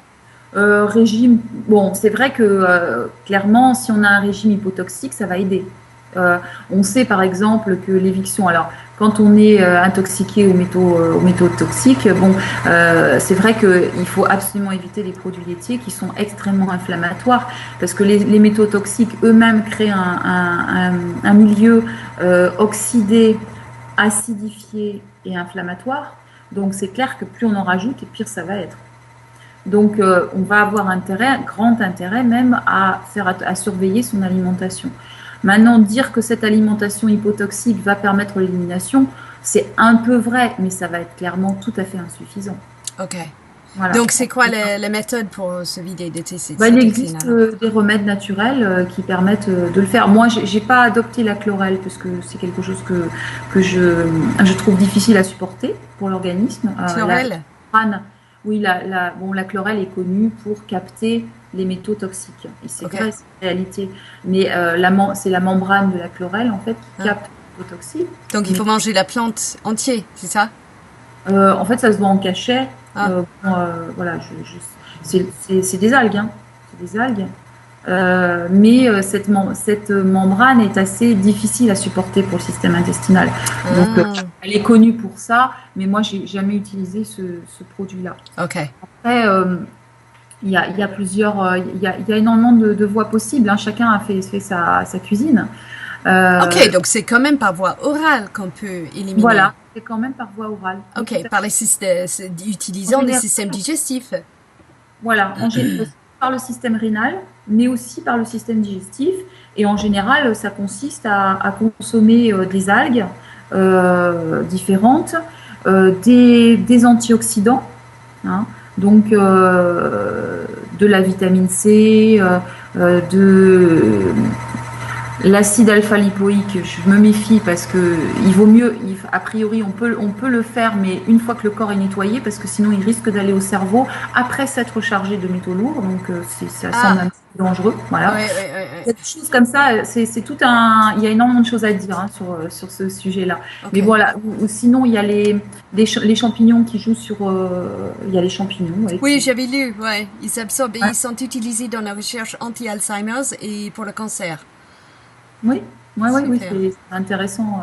Il y a beaucoup de recherches en ce moment qui sont faites là-dessus. Donc moi, ce que j'utilise, oui, c'est ça, c'est des produits qui sont à base d'algues, d'antioxydants, de champignons. Algues, antioxydants. Il y a aussi des produits absorbants comme la pectine modifiée d'agrumes, qui est un produit qui absorbe, qui a la capacité de fixer de manière irréversible les métaux toxiques. Mais ça, c'est un produit intéressant aussi. Mais tout ça, il faut compter 2 ans à peu près hein, de travail. Hein. Ah oui, c'est difficile hein, à faire sortir. Hein. Ouais. Mais les résultats avec ces produits naturels, il y a beaucoup de labos qui travaillent là-dessus, hein, qui mettent au point des produits naturels, sont vraiment très intéressants, voire époustouflants par rapport à la molécule chimique qu'on connaît, qui a été mise au point par les Russes qui est le DMPS et puis ses avatars, qui sont déjà c'est fantastique parce que ça permet aux personnes polluées de retrouver une vie normale. Donc voilà, on peut que s'en féliciter. Ah, Mais qui ont dû marcher sur les victimes de Tchernobyl alors? je ne sais pas. Alors là, franchement, je sais pas.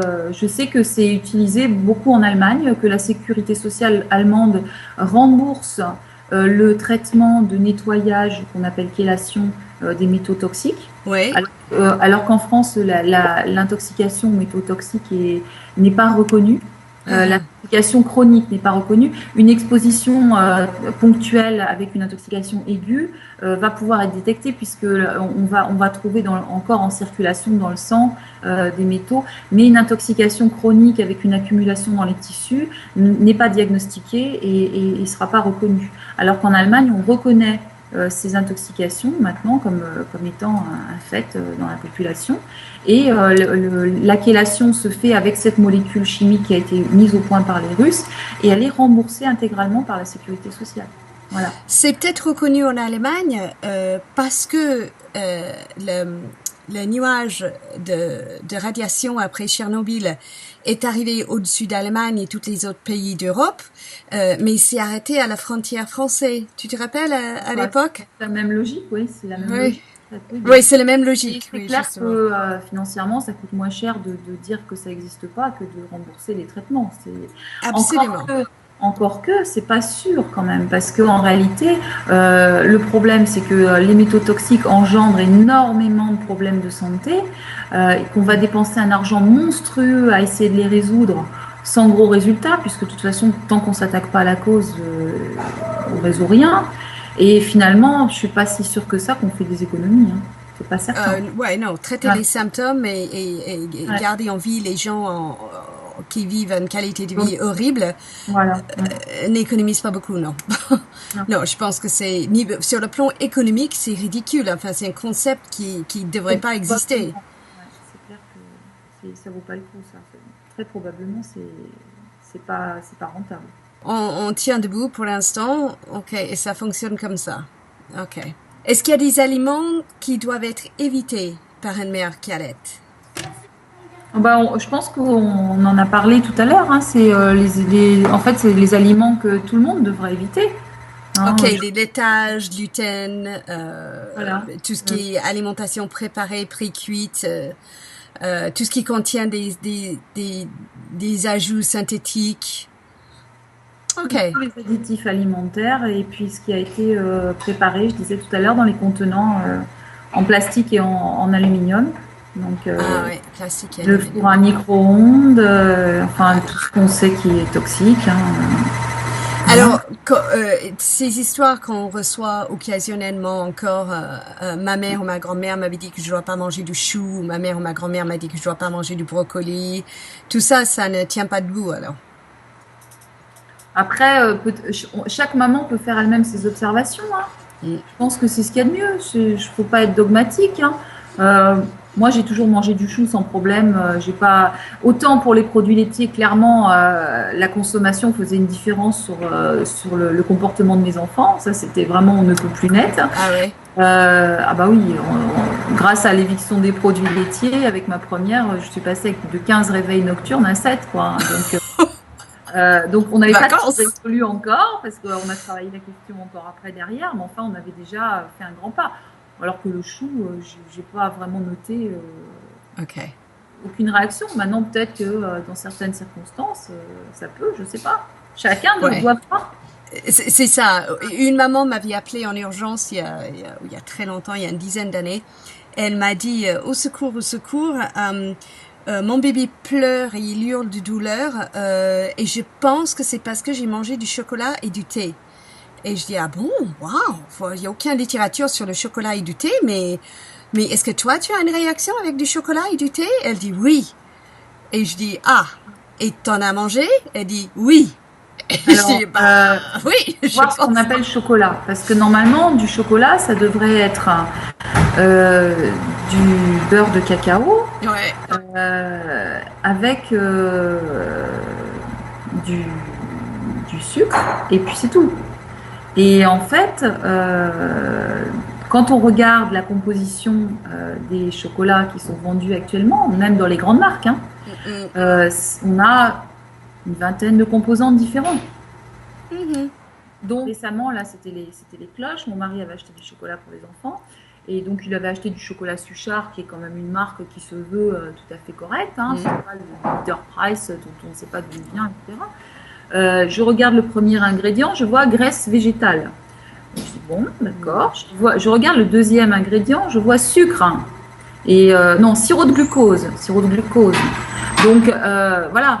Après, il y avait tout un tas d'ingrédients dont j'ai même pas mémorisé le nom parce que c'est des tas de molécules chimiques de synthèse qu'on connaît même pas. Voilà. Donc après, dire que c'est le chocolat qui pose problème, c'est peut-être pas tout exact. C'est peut-être pas les chocolats purs, oui, c'est vrai. Après, si on achète un chocolat qui est très pur, peut-être que là, on aura déjà moins de problèmes. Oui, exactement. Mais après, ça peut être individuel aussi. Hein. Certaines personnes peuvent être gênées. Moi, j'avais quand même noté que la consommation de tout simplement de sucre était excitante sur mes enfants. Alors voilà, c'était. C'est connu. Oui.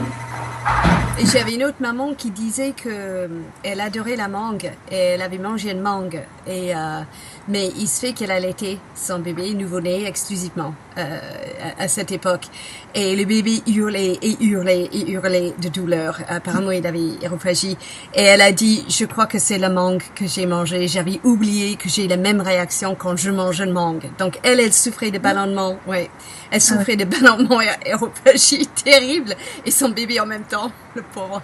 Ah mais ça c'est souvent le cas. Hein. On n'a pas d'études là-dessus, mais on voit souvent que quand un aliment pose problème à la mère, très souvent il passe mal au niveau de l'enfant. Exactement. Ouais. C'est ça. Ok, dernière question et puis on va aller déjeuner au bio. Première restaurant à Foire. Est-ce que certains aliments... Non, excusez-moi. Est-ce que tu as une recommandation pour un régime particulier ou une alimentation pour une mère allaitante? Non, franchement, c'est toujours. Je pense que c'est à chacun de trouver son chemin. Moi, j'aime bien laisser beaucoup de liberté aux gens. La Leche League m'a appris cette chose formidable que j'utilise, dont je bénéficie, on va dire, tous les jours dans mes consultations. C'est simplement donner l'information aux gens et ensuite les laisser libres d'utiliser cette information de la façon qui est adéquate dans leur vie. Parce qu'on n'est pas dans la vie des gens, on ne peut pas de l'extérieur comme ça dire vous devez faire ceci, vous devez faire cela. On leur donne l'information et c'est à eux de voir. En plus de ça, qui pourrait prétendre connaître toutes les possibilités de réaction de tous les bébés? C'est impossible. Il y a forcément une adaptation individuelle qui doit être faite. Et la mère est la personne qui est vraiment bien placée pour faire le tri, puisque c'est elle qui observe son corps et son enfant au quotidien. Donc c'est elle qui pour nous est une mine d'informations phénoménale. C'est elle qu'on doit écouter en premier, bien avant tous les autres autour, même s'ils sont professionnels de santé, puisque la mère, elle vit le quotidien. C'est elle qui est au contact de la réalité. Donc remettre en cause, et c'est souvent ce qu'on voit, cette réalité, parce qu'on ne lui trouve pas d'explication, c'est quand même dommage. On peut tout simplement dire, bah là je comprends pas, c'est tout, c'est pas grave, mais éviter de remettre en cause cette réalité, puisque c'est très désagréable pour la mère qui sait très bien ce qu'elle dit.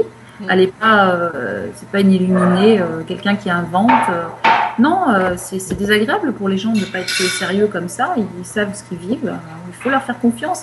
Et moi, l'expérience que j'ai, c'est qu'en faisant confiance aux mamans, mais on a énormément d'informations vraiment très très intéressantes et que les mères sont vraiment des observateurs de confiance. Oui. Le plus proche de leur bébé, en plus. C'est impressionnant de voir qu'on peut vraiment leur faire confiance. Elles sont même souvent capables de poser des diagnostics qui sont beaucoup plus intéressants que ceux de leur médecin. Moi, je le vois vraiment très souvent, c'est-à-dire une maman qui vient me voir, qui me dit le médecin, il m'a dit ça. Moi, ça me semble bizarre. Je dis, ah bon, vous pensez quoi, vous? Ah bah moi, je pense que ceci, cela, blablabla. Et je dis, bah dis donc, vous avez bien réfléchi la question, vous avez bien observé. Et puis on discute et on se rend compte que effectivement la mère, elle a plus d'un tour dans son sac. Et le médecin a balayé d'un revers de la main toutes les observations de la mère parce que tout simplement il n'y trouvait pas d'explication. C'est dommage. Donc je dirais le conseil, c'est aux mamans de s'écouter, de s'observer, d'écouter leur bébé, de les observer, ce qu'elles font très bien déjà. Sans que j'ai besoin de leur conseiller de le faire, voilà. Ok, d'accord. Et concernant si on dit si le régime de la mère n'est pas parfait, il vaut mieux pas allaiter et donner des laits de substitut. Est-ce que tu as une réponse à ça?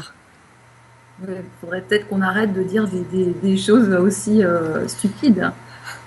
C'est complètement absurde. Le lait est un aliment fait par la nature pour le bébé. C'est un aliment vivant. C'est l'aliment sain par excellence.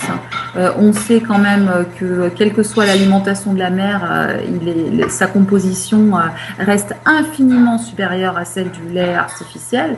Donc il n'y a plus aucun doute sur cette question-là. Le lait maternel, c'est toujours le meilleur, bien bien loin devant le lait artificiel qu'on ne devrait même pas oser lui comparer.